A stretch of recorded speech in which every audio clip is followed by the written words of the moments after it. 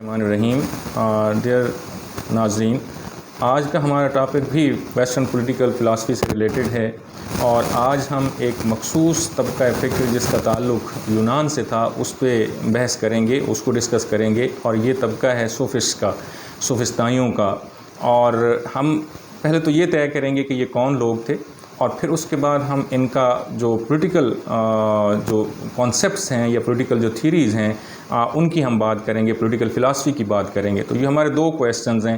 پہلا کویسچن ہم نے ایڈریس کرنا ہے کہ یہ صوفسٹ کون تھے، صوفستائی کون تھے. اور دوسرا ہمارا جو کویسچن یہ کہ ان کی پولیٹیکل فلاسفی، چونکہ ہمارا سبجیکٹ پولیٹیکل سائنس ہے، ویسے تو انہوں نے ہر جو علم کا میدان ہے اس میں تباہ آزمائش کی ہے، لیکن چونکہ پولیٹیکل سائنس ہے، پالیٹکس ہے، ہم اس سے ریلیٹڈ ہی ان کے فلاسفی جو ہے اس کو ڈسکس کریں گے.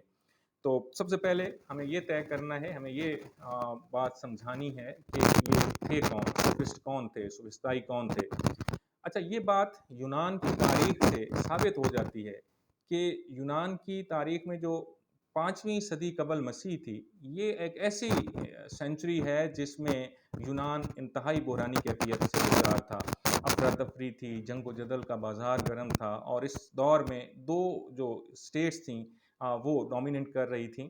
ایک اسپارٹا کی ریاست تھی، اور اس کے ساتھ دوسری جو تھی وہ ایتھنز کی اسٹیٹ تھی. اس کا ذکر ہم نے پچھلے اپنے لیکچر میں بھی تفصیل کے ساتھ کیا تھا.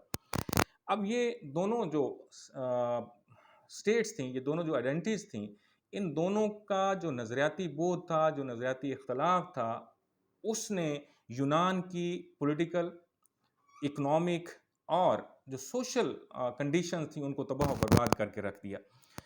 ہاں، ایک طرف ہمیں نظر آتا ہے یونان کی اور ایتھنز کی ڈیموکریسی، لبرلزم، اور اس کے بالکل برعکس ہمیں دوسری طرف اسپارٹا کا جو ڈکٹیٹرشپ کا نظام ہے وہ نظر آتا ہے.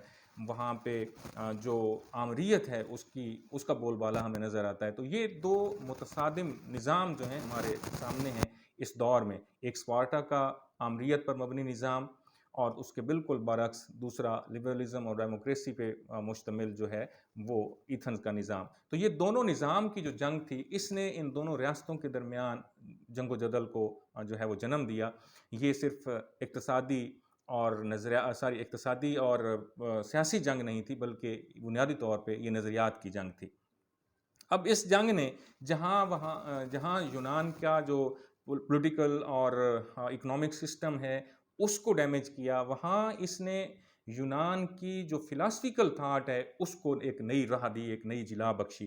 اور یونانی فکر جو ہے اس میں انتہائی پازیٹیو جو ہے وہ اضافہ ہوا. اس دور میں سیاسی، اقتصادی اور سماجی جو علوم ہیں اور جو امور ہیں، جو میٹرز ہیں، ان میں نہ صرف چھان بین کا رجحان پیدا ہوا، انویسٹیگیشن کا رجحان پیدا ہوا، بلکہ ریسرچ اور جو کیوریوسٹی ہے، جو تجسس ہے، وہ ابھر کر سامنے آیا. اور آپ کو پتہ ہے کہ یہی تین چیزیں جو ہیں وہ نئے علم کی روح ہوتی ہیں، نئے علم کی جنریشن کا سبب بنتی ہیں. اسی لیے یہ جو صوفسٹ ہیں ان کو آزاد خیال کہا جاتا تھا، چونکہ یہ آمریت کے خلاف تھے. اور اسی دور میں یہ طبقہ پیدا ہوتا ہوا ہمیں نظر آتا ہے. یعنی ایک طرف آمریت کا بول بالا ہے، دوسری طرف لبرلسٹ اور ڈیموکریٹک سوسائٹی جو ایتھنز میں موجود ہے. ان دونوں نظریات کے تصادم کی صورت میں ایک تیسرا طبقہ فکر جو ہے وہ وجود میں آتا ہے، اور یہ وہ طبقہ فکر ہے جس کو ہم آزاد خیال بھی کہتے ہیں، جس کو ہم صوفسٹ بھی کہتے ہیں، اور اردو میں ہم اس کو صوفستائی کہتے ہیں. ان کو ہم علم سیاست اور سائنس کا باپ مانتے ہیں. یہ ساری دنیا تسلیم کرتی ہے کہ جو صوفسٹ ہیں یہ علم سیاست کے بھی باپ ہیں، اور جو نالج ہے، جو سائنس ہے، اس کے بھی باپ ہیں. یعنی انہوں نے ان دونوں علوم کی جو سائنٹیفک نالج ہو یا وہ پولیٹیکل سائنس سے ریلیٹڈ نالج ہو، اس کو انہوں نے جنریٹ کرنے میں اپنا کی رول جو ہے وہ پلے کیا ہے. ان کی تعلیمات جو ہیں، ان کا جو میتھڈ تھا اپنی تعلیمات پھیلانے کا، پہلے بات تو یہ کہ یہ کہتے کیا تھے. یہ ان کی تعلیمات جو ہیں وہ ڈائیلاگ پر مشتمل ہوتی تھیں، وہ ریزننگ بیسڈ ہوتی تھیں. یہ اپنی بات جو ہے عقل کی کسوٹی پر پرکھ کر سمجھانے کی کوشش کرتے تھے. یہ لوگ اٹھتے بیٹھتے، راستے میں چلتے ہوئے لوگوں کو کھڑا کر کے ان کو تبلیغ کرنا شروع کر دیتے تھے، ان کے سامنے تقریر کرنا شروع کر دیتے تھے. اور یہ اپنے نظریات پر انتہائی سٹرکٹلی جو ہے وہ کاربند ہمیں نظر آتے ہیں. ان لوگوں نے یونانیوں کو بتایا کہ جناب مناظرہ ہوتا کیا ہے، ریزننگ کیا ہوتی ہے، کس طرح اپنا آرگومنٹ جو ہے وہ دوسروں کے دلوں میں بٹھایا جاتا ہے. اور ظاہری بات ہے جب آرگومنٹ آپ کے پاس ہوتا ہے تو اس آرگومنٹ کو دوسروں کی دلیل پہ حاوی کرنے کے لیے آپ کے پاس جو ہے وہ لاجک اور ریزننگ ہوتی ہے. سو ان لوگوں نے نہ صرف ریزننگ کا جو طریقہ ہے وہ سکھایا، بلکہ اس کے ساتھ ساتھ انہوں نے حکومت کرنے کا فن بھی یونانیوں کو سکھایا. گویا آرٹ آف پالیٹکس جو ہے وہ انہوں نے سکھائی، یعنی حکومت کیسے کی جاتی ہے. ان لوگوں نے یونانیوں کو اپنی بات دوسروں تک پہنچانے کے لیے اور اپنی بات دوسروں کے دل میں گھر کرنے کے لیے جو فن ہے، جس کو فن تقریر کہتے ہیں، اوریٹر جو لوگ ہیں، تقریر کرنے کا جو فن ہے وہ انہوں نے یونانیوں کو سکھایا. انہوں نے بتایا کہ کیسے تقریر کی جاتی ہے، کیسے اپنی بات دوسروں کے دل میں بٹھائی جاتی ہے.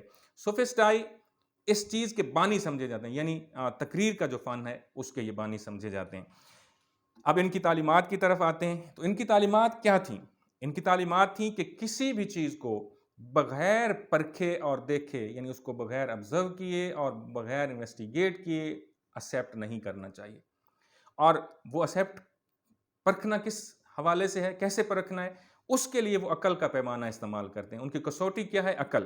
گویا اگر کوئی چیز آپ کے دل اور دماغ کو متاثر کرتی ہے اور دل و دماغ اس کو ایکسیپٹ کر لیتا ہے اور وہ لاجیکل اور ریزننگ کے جو اصول ہیں، لاجک اور ریزننگ کے جو اصول ہیں ان پہ پورا اترتی ہے، تو اس کو ایکسیپٹ کر لینا چاہیے، اس کو قبول کر لینا چاہیے. ان لوگوں کے خیال میں سچائی کو ثابت کرنے والی چیز جو ہے وہ انسانی عقل ہے. یعنی اگر ٹروتھ جو ہے اس کی ٹروتھفلنس کو پروو کرنا ہے تو اس کے لیے انسان کا عقل ہی سب سے بڑا ہتھیار ہے. اگرچہ یہ طبقہ زیادہ دیر تک اپنا وجود برقرار نہیں رکھ سکا، لیکن ان کی تعلیمات نے، ان کے علم نے اہل یونان کی جو فکر اور جو نالج ہے اس کو کافی حد تک متاثر کیا. اب سرسری طور پر ہم ان کے نظریات کا مطالعہ کرتے ہیں. اگرچہ جیسے میں نے پہلے بھی عرض کیا کہ یہ ایک محدود مدت کے نمائندے تھے، لیکن وہ کوئی، اور اس کے ساتھ ساتھ وہ کوئی مخصوص قسم کا کوئی جو نظام فکر ہے، جو فلاسفی ہے، اس کو بھی ڈیولپ نہیں کر سکے، کیونکہ یہ آزاد خیال اور فلسفی قسم کے لوگ تھے اور ان کے نظریات حقیقت پر مبنی تھے. ان لوگوں کی یونان میں صرف اس وقت تک مقبولیت رہی جب تک یہ اپنی بات لوگوں تک پہنچاتے رہے، اپنے نظریات کا یہ پرچار کرتے رہے، اس وقت تک ان کا وجود برقرار رہا. لیکن اس کے باوجود وہ کوئی بھی اپنا مخصوص نظام فکر جو ہے اس کو معاشرے میں امپلیمنٹ کرنے یا اس کو رائج کرنے میں کلی طور پر ناکام رہے. ان لوگوں کے نزدیک جو مسلمہ سچائیاں اور انصاف ہے، یہ ان کا کوئی حقیقت سے تعلق نہیں ہے. یعنی جو ٹروتھ ہے، جو حقیقت ہے، گو کہ یہ حقیقت کی تلاش میں رہتے تھے اور حقیقت جو ہے اس کو عقل کی کسوٹی پہ پرکھتے تھے، لیکن پھر بھی یہ سمجھتے تھے کہ یہ جو مسلمہ حقیقت ہے، جو فیکٹ پر مبنی ہے، اس کی بھی کوئی حقیقت جو ہے وہ نہیں ہے اور یہ بے حقیقت چیز ہے. اور اسی طرح جسٹس جو ہے وہ بھی بے حقیقت چیز ہے. یہ لوگ قانون فطرت پر بھی یقین نہیں رکھتے تھے، کیونکہ یہ ہر چیز کو پرکھنے کے، آزمانے کے اور عقل کی کسوٹی پر پرکھنے کے عادی تھے. یہ لوگ سیاست پر بھی یقین نہیں رکھتے تھے اور کہتے تھے کہ ریاست کا قانون قدرت کے ساتھ کسی قسم کا کوئی تعلق نہیں رکھتا. ان کے نزدیک جو لیجسلیشن ہے، یہ اس کا سلسلہ اتنا وسیع ہے کہ یہ کبھی ختم نہیں ہوتا. اگر ان کا کہنا تھا کہ اگر قوانین قدرت، یہ قدرت کے قوانین جو ہیں وہ اللہ کے دیے ہوتے، جن کو آپ قدرت کے قوانین دیتے ہیں، یا آپ یہ کہہ لیں کہ اگر یہ جو قوانین ہیں جو ہماری سوسائٹی میں اللہ کے نام سے منسوب کیے جاتے ہیں یا گاڈ کے نام سے منسوب کیے جاتے ہیں، اگر ان قوانین کا تعلق گاڈ سے ہوتا، ساورن پاور سے ہوتا، تو پھر ان میں یکسانیت ہوتی. یعنی اگر یہ فطرتی ہوتے، قدرتی ہوتے، تو پھر ساری دنیا میں جہاں جہاں بھی ہیں یہ ایک جیسے ہوتے. لہٰذا اب ہم ان کے، چونکہ یہ ایک جیسے نہیں ہے تو اس لیے انہوں نے ان کو قدرتی قوانین ماننے سے انکار کر دیا، اور ان کا نظریہ یہ تھا کہ یہ انسان کے بنائے ہوئے قوانین ہیں. آگے ان ساری چیزوں کے بارے میں ان کے نظریات جو ہیں، چیدہ نظریات جو ہیں، ان کی میں بات کروں گا. پہلے تو یہ کہتے ہیں، ان کا ایک نظریہ یہ تھا کہ یہ جو ریاست ہے نا، یہ سوائے دھوکے کے اور کچھ نہیں ہے، یہ ایک دھوکہ ہے. گویا وہ ریاست جو ہے اس کو لوگوں کو محکوم بنانے کا ایک ہتھیار اور ذریعہ سمجھتے تھے. لوگ تو گویا اس کو یہ سمجھتے ہیں نا کہ ریاست جو ہے وہ انفرادی طور پر بھی اور اجتماعی طور پر بھی انسانوں کی گروتھ کی رسپانسیبل ہے اور اس کے ذریعے انسان گروتھ کرتے ہیں. لیکن صوفسٹ کا کہنا یہ ہے کہ یہ ایک ہتھیار ہے حاکم کا، جو لوگوں کو محکوم رکھنے کے لیے استعمال کرتے ہیں. دوسرا ان کا نظریہ یہ تھا کہ یہ جو قانون ہے نا، یہ انسانوں کے پاؤں کی زنجیر ہے. یہ خیال کرتے تھے کہ ان کی اطاعت سے، ان قوانین کو ماننے سے اور ان کی اطاعت کرنے سے انسان کی آزادی سلب ہو جاتی ہے۔ گویا یہ قانون کے اس لیے خلاف تھے کہ یہ آزادیوں کو سلب کر لیتا ہے۔ اور تیسرا نظریہ ان کا یہ تھا، اور یہ اب سارے دیکھیں نا، سارے جتنے بھی نظریات میں پیش کر رہا ہوں آپ کی خدمت میں، ان کا تعلق پالیٹکس کے ساتھ ہے، ریاست کے ساتھ ہے اور سیاست کے ساتھ ہے۔ تیسری بات یہ کہتے تھے کہ یہ جو پولیٹیکل پاور ہے، یہ محض جبر اور تشدد سے زیادہ اس کی کوئی حیثیت نہیں۔ یعنی جو پولیٹیکل پاور جن کے پاس ہوتی ہے، ظاہری بات وہ ریاست ہے، اور ریاست اپنی پاور جو ہے اس کا استعمال جو حکومت ہے اس کے ذریعے کرتی ہے، اور وہ حکومت میں کون ہوتے ہیں؟ وہی لوگ ہوتے ہیں جو طاقتور ہوتے ہیں، وہ لوگ ہوتے ہیں جن کے پاس وہ اشرافیہ ہوتی ہے۔ تو یہ کہتے ہیں کہ یہ جو اشرافیہ ہے، یہ اس سیاسی قوت ان کے پاس ہوتی ہے، اور اس قوت کو وہ جبر اور تشدد کے لیے استعمال کرتے ہیں، وہ باقی کی ساری جو آبادی اس پر۔ سوفسٹ کے نزدیک ریاست کی بنیاد ایک سوشل کانٹریکٹ پر رکھی جاتی ہے، اس لیے افراد کی آزادی سلب ہو جاتی ہے۔ یعنی گویا وہ سوشل کانٹریکٹ جس کو بہت سارے ویسٹرن فلاسفر اور مسلمان فلاسفرز نے بھی، الفارابی جیسے لوگوں نے جو ہے وہ ہمیں بتایا کہ سوشل کانٹریکٹ جو ہے وہ ریاست کی بنیاد ہے۔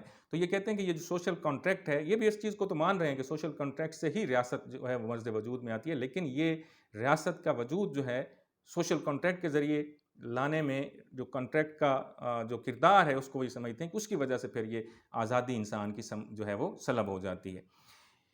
ایک اور چیز وہ یہ کہ جسٹس اور حقوق، رائٹس، یہ جو انصاف اور حقوق کا جو مبہم سا جو اور غیر واضح جو اصول ہیں، یعنی حقوق کے قوانین، وہ پرنسپل جن کی بنیاد پہ انسانی معاشرے میں لوگوں کو حقوق دیے جاتے ہیں اور انصاف مہیا کیا جاتا ہے، وہ کہتے ہیں کہ یہ مبہم ہیں، یہ غیر واضح ہیں، اور ان اصولوں کی مخالفت کرنا وہ کہتے ہیں کہ بہت زیادہ ضروری ہے۔ چونکہ وہ ان حقوق کو ایک وہ سوسائٹی کے وہ حصہ جو اشرافی ہے، جو حاکم ہے، وہ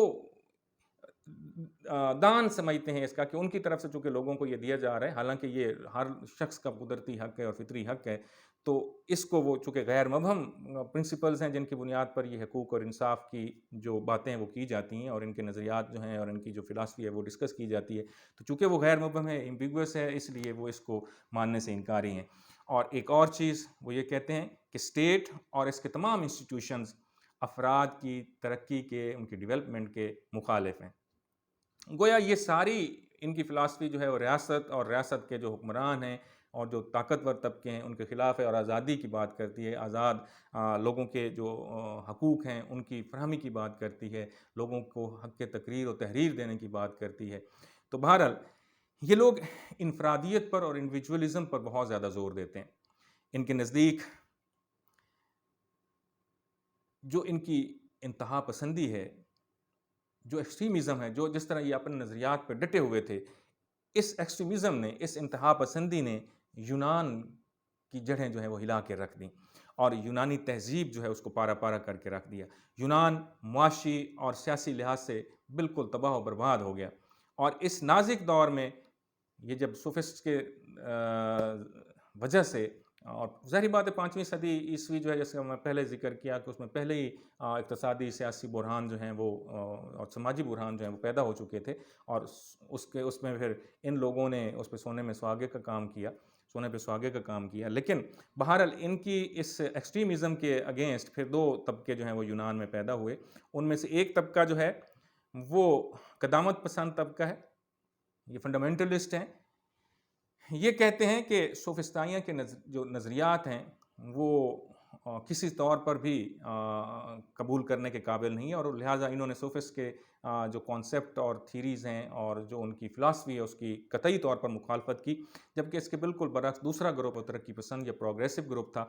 اس گروپ نے کیا کہا؟ انہوں نے کہا کہ فرد اور معاشرے کے درمیان جو ایکولیبرم ہے، جو توازن ہے، وہ قائم ہونا چاہیے، اور یہ لوگ جو ہیں، ان میں سقراط، ان میں افلاطون یعنی سوکریٹیز، پلیٹو اور ایرسٹوٹل، وہ ان کا تعلق اسی پروگریسو گروپ سے ہے، اسی لبرلسٹ گروپ سے ہے۔ سوفسطائیوں کا نظریہ یہ تھا، اب میں بالکل 2 لفظوں میں آپ کی خدمت میں ان کے نظریات کا نچوڑ جو ہے وہ رکھتا ہوں، کہ یہ جو سوفسٹ تھے ان کا نظریہ یہ تھا کہ تمام انسانوں کو اللہ رب العزت نے آزاد پیدا کیا ہے، اس لیے غلامی جو ہے وہ اس کا وجود نہیں ہونا چاہیے. کسی کو کسی دوسرے کو غلام بنانے کا کوئی حق نہیں. آپ کو پتہ ہے کہ یہ دور جس دور میں یہ سوفسٹ موجود تھے، اس دور میں انسانوں کی تجارت ہوتی تھی. غلامی کا واضح کانسیپٹ وہاں پہ موجود تھا، اور انسان، بہت سارے انسان جو تھے ان کو غلام بنایا جاتا تھا، اور اس وقت کی جو معیشت تھی اس کا دار و مدار بھی اسی پہ تھا. اسی لیے یہ لوگ غلامی کے خلاف تھے، جبکہ اس دور میں غلامی ہر طرف یونان میں پائی جاتی تھی. یہ کہتے تھے کہ کسی بھی قوم پر سب سے بڑا ظلم یہ ہے، یا اس سے بڑا ظلم کوئی اور ہو نہیں سکتا، کہ اس سے تقریر اور تحریر کا حق چھین لیا جائے. گویا اس سے جو اس کا رائٹ آف ایکسپریشن ہے وہ چھین لیا جائے. چونکہ یہی تو آزادی ہے، یہی اپنی رائے جو ہے لوگوں کے سامنے پیش کرنا، اور اپنے بات جو ہے لوگوں کے سامنے بلا حیل و حجت اور بلا خوف اور جھجک لوگوں کے سامنے رکھنا، اور اس پر عمل درآمد ہونا. یہی تو آزادی ہے. اسی کے وہ قائل تھے، اور وہ اسی لیے اس مروجہ سسٹم کے خلاف تھے کیونکہ وہ آزادیوں کو سلب کرتا. تو یہ اس پورے سوفسٹ جو فلاسفی ہے اس کا ایک نچوڑ میں نے آپ کی خدمت میں پیش کیا. انشاءاللہ اس کے بعد ہم ویسٹرن پولیٹیکل فلاسفی سے ریلیٹڈ جو دوسرے فلاسفر ہیں، سوکریٹیز ہے، پلیٹو ہے، ارسطوٹل ہے، یہ جو قبل از مسیح فلاسفرز ہیں قدیم، ان کی بات کریں گے، اور پھر ماڈرن پولیٹیکل فلاسفی جو ہے اس کی بھی بات کریں گے. سو تھینک یو سو مچ. جزاک اللہ. اللہ آپ کا حامی و ناصر ہو.